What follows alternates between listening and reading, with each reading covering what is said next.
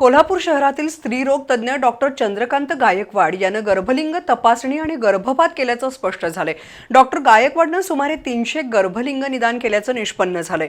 हे प्रकरण वैद्यकीय व्यवसायाच्या नैतिकतेच्या आणि आचारसंहितेच्या दृष्टीनं गंभीर स्वरूपाचं असल्यानं डॉक्टर गायकवाडच्या वैद्यकीय नोंदणीचं निलंबन करावं अशी शिफारस महापालिकेच्या आरोग्य विभागानं महाराष्ट्र मेडिकल काउन्सिलकडे केली आहे।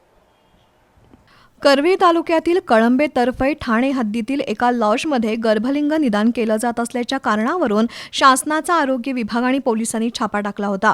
या प्रकरणाच्या चौकशीत कोल्हापूर शहरातील स्त्रीरोग तज्ज्ञ डॉक्टर चंद्रकांत गुंडा गायकवाड याचं नाव निष्पन्न झालं।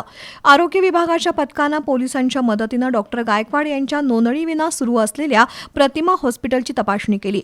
त्यामध्ये एक पोर्टेबल सोनोग्राफी मशीन आढळून आलं। तसंच पोलिसांच्या चौकशीत डॉक्टर गायकवाड यानं अनेक गर्भपात केल्याची कबुली दिली आहे। गर्भपात केंद्राचा परवाना नसताना कायद्याचं उल्लंघन करणं, PCPNDT कायद्यान्वये आवश्यक नोंदणी नसताना सोनोग्राफी मशीन जवळ बाळगणं, रुग्णालयाची आवश्यक नोंदणी आणि नूतनीकरण नसताना वैद्यकीय सेवा देणं या बाबी निदर्शनास आल्या आहेत।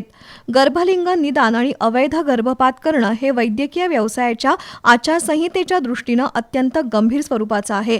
त्यामुळे संबंधित डॉक्टरच्या वैद्यकीय नोंदणीचं महाराष्ट्र मेडिकल काउन्सिलनं निलंबन करावं आणि चौकशीअंती दोष सिद्ध झाल्यास हॉस्पिटलची नोंदणी रद्द करण्याची शिफारस कोल्हापूर महानगरपालिकेच्या आरोग्य विभागानं महाराष्ट्र मेडिकल काउन्सिलकडे केली आहे।